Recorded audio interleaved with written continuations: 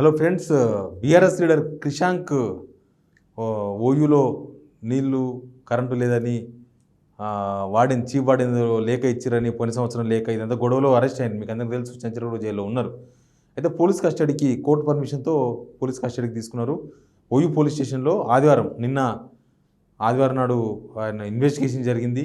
సరే, ఏం క్వశ్చన్లు అడిగినరో, ఆయన ఏమన్సర్ చెప్పిండ్రో మనకు తెలియదు.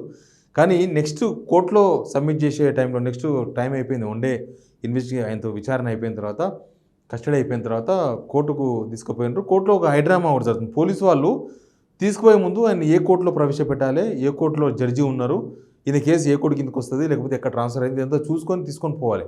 కాకపోతే పొద్దు నుంచి క్రిషాంక్ కోర్టు దగ్గరనే ఉన్నారు. ఆయన ఇంకా సబ్మిట్ చేయలేదు.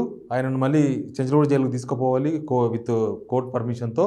కోర్టుకు వీళ్ళు సరెండర్ చేయాలి, కోర్టుకు వీళ్ళు సబ్మిట్ చేయాలి. ఎందుకంటే కోర్టు పర్మిషన్ తీసుకొచ్చుకున్నారు కాబట్టి మళ్ళీ కోర్టు ముందు తీసుకుపోతే కోర్టు మళ్ళీ ఆయనను చంచలగూడ జైలుకు పంపిస్తుంది. అయితే అంతకు మధ్యలో ఒక లేఖ రాసిండు. ఆ లేఖ గురించి చెప్దామని నేను ఈ వీడియో చూసిన.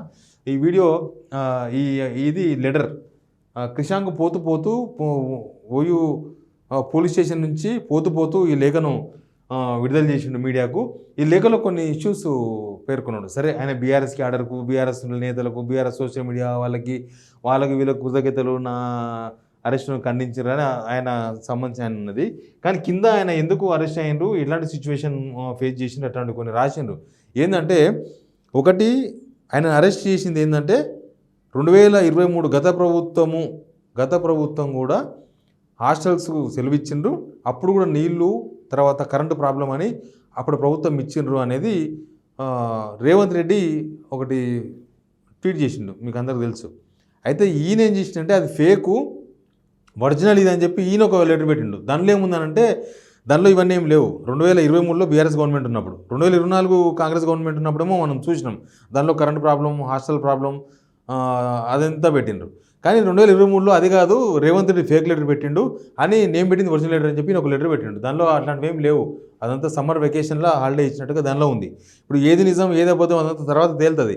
కానీ క్రిషాంక్ రాసింది ఏంటంటే, నేను పెట్టింది తప్పు అయితే, ఫేక్ అయితే, ఫోర్జరీది అయితే నేను ఏ శిక్షకైనా సిద్ధమని ఆయన ఈ లేఖలో రాసుకున్నారు. ఇగో if I'm proven that I have, ఇదంతా రాసుకున్నాడు. అదే ఒకవేళ రేవంత్ రెడ్డి పెట్టినదే లెటర్ తప్పు అయితే, అదే ఫేక్ లెటర్ అయితే రేవంత్ రెడ్డి ఏం చేస్తారు, ముఖ్యమంత్రి పదవికి రాజీనామా చేస్తారా అని సవాల్ విసిరినారు ఈ లేఖ ద్వారా. ఆ లేఖలో ఉన్న సారాంశం అంతా కూడా అదే. ఒకవేళ జనాలను తప్పుదో పట్టిస్తున్న రేవంత్ రెడ్డి, ఆయన రాసిన తప్పు లెటర్ అయితే, అది ఫేక్ లెటర్ అయితే తేలితే ముఖ్యమంత్రి పదవికి రాజీనామా చేస్తాడా అని ఒక సవాల్ని అయితే విసిరిండు కేసీఆర్. క్రిషాంక్ రేవంత్ రెడ్డికి విసిరిండు. అక్కడి నుంచి ఎట్లా రెస్పాన్స్ వస్తుందో మనకు తెలియదు. బట్ ఆయన లేఖ మాత్రం కొద్దిగా సోషల్ మీడియాలో వైరల్గా మారింది. ఎందుకంటే ఇంటర్గేషన్ తర్వాత పోతూ ఇచ్చిన లేఖ కాబట్టి ఆ లేఖ అంత ఇంపార్టెన్స్ అయితే ఉంది. బట్ దీని మీద ఇంకా కాంగ్రెస్ వాళ్ళు లేకపోతే ఎవరైనా రెస్పాండ్ అవుతారో లేదో చూద్దాం. Please subscribe signal TV.